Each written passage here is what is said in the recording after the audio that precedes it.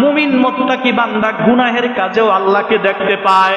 মুমিন মুত্তাকি বান্দা গুনাহের কাজে আল্লাহকে দেখতে পায়। সেটা কি? তার মানে হলো গুনার কাজের সামনে যখন চলে যায় তখন মনে করে না এই দিকে যাওয়া যাবে না, আমার আল্লাহ আমাকে দেখতেছে, জাহান্নামে যাওয়া লাগবে, এই কাজ করা যাবে না। এই অনুশোচনা মনের ভিতরে পয়দা হয়ে দিয়েছে।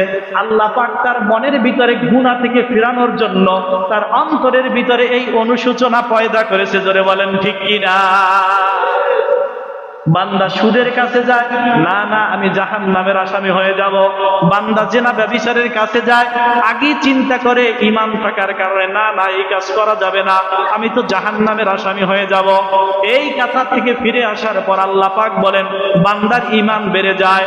আর গুনাহের কাজ করতে করতে বান্দার ঈমান যখন দুর্বল হয়ে যায়, সুদকে আর সুদ মনে করে না, ঘুষকে ঘুষ মনে করে না, জেনা ব্যভিচারীকে জেনা ব্যভিচার মনে করে না, গুনাহের পথে হাঁটে, হৃদয়ের ভিতরে আফসোস জাগে না। বুঝতে হবে ওই ব্যক্তির ঈমান একেবারে নিম্ন পর্যায়ে চলে গেছে। ঠিক কিনা? এটা এমনিতে হয় না, গুনার পথে হাঁটতে হাঁটতে এমন অবস্থা হয় তখন ইজি হয়ে যায়, সহজ হয়ে যায়, আর কিছু অনুশোচনা মনের ভিতরে জাগে না। দেখেন, যদি কেউ জেনা ব্যভিচার না করে, প্রথমবার জেনা ব্যভিচার করতে গেলে হাত তার শরীরে কাঁপতে থাকে। ঠিক কিনা? জোরে বলেন। শুধু এটা না, একটা লোক জীবনে কখনো মেয়েদের দিকে তাকায় নাই, তাকে যদি মেয়েদের হাত ধরিয়ে দেওয়া হয় তার ভয় আছে না নাই? শরীর কাঁপতে থাকবে না? থাকবে না? কিন্তু ওই একই ছেলেকে যদি প্রথম দিন মেয়ের পাশ দিয়ে হাঁটাইলো, দ্বিতীয় দিন মেয়ের পাশে একটু বসলো, তৃতীয় দিন একটু হাত ধরলো, আস্তে আস্তে সাহসটা বৃদ্ধি পাইলো, এখন আর ওই ভয়টা কাজ করে না। ঠিক কিনা?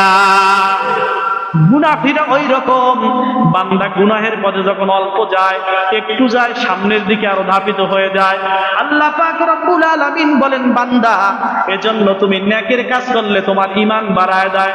আতিউল্লাহ আতিউর রাসূল, আল্লাহর ইতাআত করবা, আল্লাহর রাসূলের অনুসরণ করলে ঈমানটাকে বাড়ায়া দেবেন আল্লাহ পাক। জোরে বলেন ঠিক কিনা?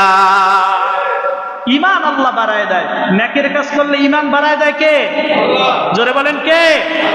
আল্লাহ পাক ঈমান বাড়ায় দেয়। যাদাতুম ঈমান, আল্লাহ ঈমান বাড়ায় দেয়। ঈমান বাড়তে বাড়তে এমন পর্যায়ে চলে যায়, ওয়া আলা রাব্বিহিম ইয়াতাওয়াক্কালুন, আল্লাহ ছাড়া অন্য কাউকে ওই ব্যক্তি ভরসা করে না। ভরসা করবেন কাকে? জোরে বলতে হবে, ভরসা করবেন কাকে? আল্লাহ পাককে ভরসা করতে হবে। এজন্য কিয়ামতের ময়দানে আল্লাহ পাক রব্বুল আলামিন কি অবস্থা হবে আপনার আমার।